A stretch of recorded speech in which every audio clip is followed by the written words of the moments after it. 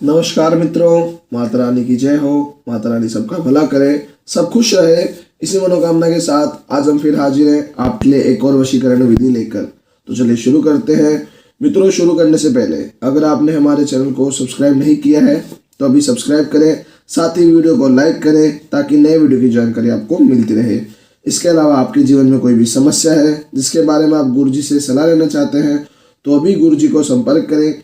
आपकी किसी भी समस्या को जड़ से खत्म किया जाएगा और आपका जीवन फिर से खुशहाल बनाया जाएगा। गुरुजी के संपर्क सूत्र आपकी स्क्रीन पर चल रहे हैं। धन्यवाद। मित्रों, हम जो भी विधि आपको बताते हैं उनमें गलती की कोई गुंजाइश नहीं होती है, अतः जैसे बताया है वैसे ही करें। तो चलिए मित्रों, बात करते हैं विधि की। तो विधि में हम सबसे पहले समय जानेंगे कि विधि का समय क्या रहेगा। तो मित्रों, ये जो विधि है ये आपको रात्रि में करनी होगी। रात्रि 12 बजे के बाद आपको ये विधि करनी है और दिन चुनना है शनिवार का।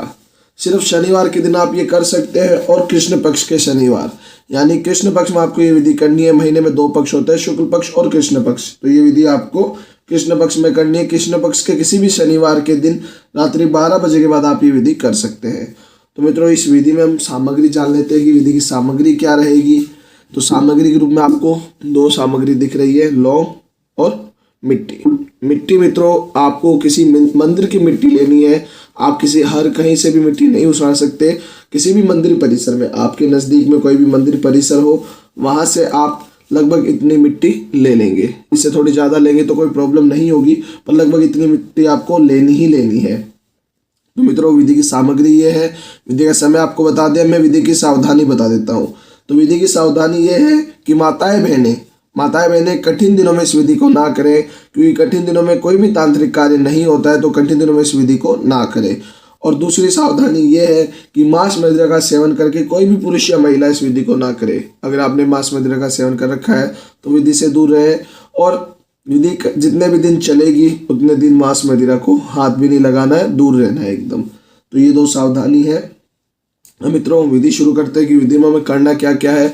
तो सबसे पहले रात्रि 12 बजे एक कपड़ा बिछाकर बैठ जाइएगा और ये सामग्री, इतनी मिट्टी, और आपको रात्रि में 1 लौंग लेना है, मात्र 1 लौंग लेना है। साबुत लौंग होना चाहिए, खंडित लौंग नहीं होना चाहिए। हम विधि करके दिखाएंगे तो हमने थोड़े ज़्यादा ले रखे, पर आपको 1 लौंग लेना है मात्र। अब आपने 1 लौंग ले लिया और अब 1 लौंग लेने के बाद आपको करना ये है कि उस लौंग को आप अपने सीधे हाथ में लेंगे। आपने अपने सीधे हाथ में लेकर इसको अभिमंत्रित करना है।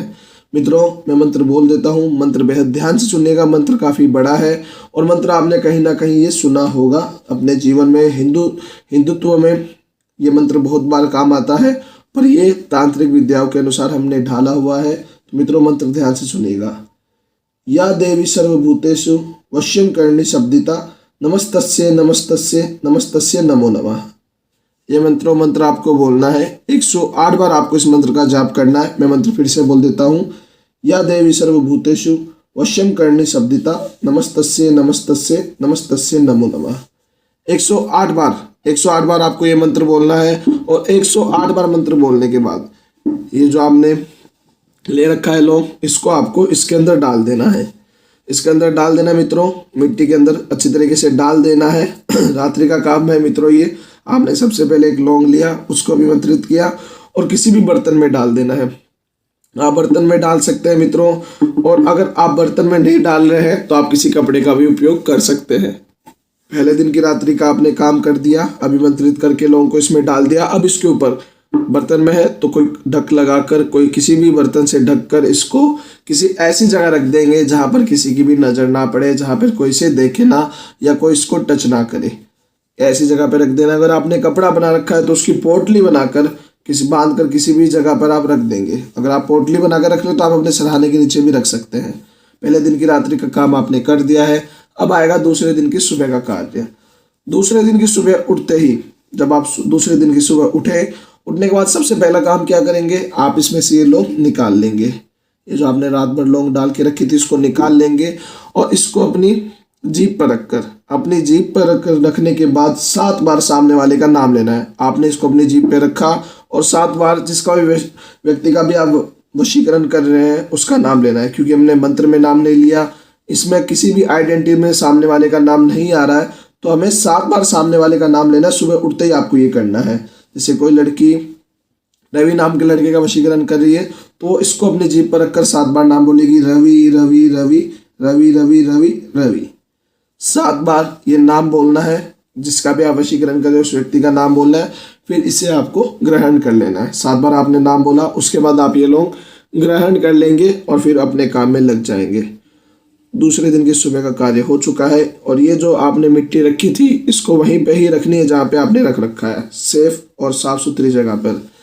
और फिर स्नान आदि से निवृत्त होकर किसी अगर ये बर्तन में तो आप अपने साथ नहीं लेके जा सकते, किसी कपड़े में बांध कर आप अपने साथ पूरे दिन इसको अपने साथ रखेंगे। आपने कपड़े में बांध लिया, फिर पूरे दिन आप अपने साथ रखेंगे। और फिर आएगा दूसरे दिन की रात्रि का कार्य। दूसरे दिन की रात्रि भी आपको एक नया लौंग लेना है, मिट्टी को ऐसे ही बर्तन में डालें, कपड़े में डालें, पर अपने पास इस विधि में इस्तेमाल करें और उसको अपने सीधे हाथ में लेकर इसे फिर से अभिमंत्रित करना है इसी मंत्र से, या देवी सर्वभूतेषु वश्यम करणी शब्दिता नमस्तस्ये नमस्तस्ये नमस्तस्ये नमो नमः। 108 बार फिर से आपने जाप किया। 108 बार जाप करने के बाद आप इसको इसके अंदर डाल देंगे।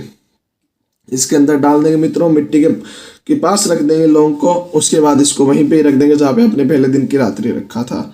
ये करने के बाद मित्रों आपका दूसरे दिन की रात्रि का काम हो चुका है। तीसरे दिन की सुबह निकालेंगे लौंग, 7 जीभ पर रखकर 7 बार नाम लेंगे, उसके बाद ग्रहण कर लेंगे, इसको खा लेंगे लौंग को।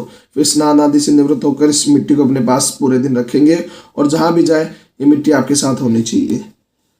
अब आपने तीसरे दिन की सुबह का कार्य कर लिया। तीसरे दिन की रात्रि का कार्य, अंतिम दिन की रात्रि है ये, आपने किया।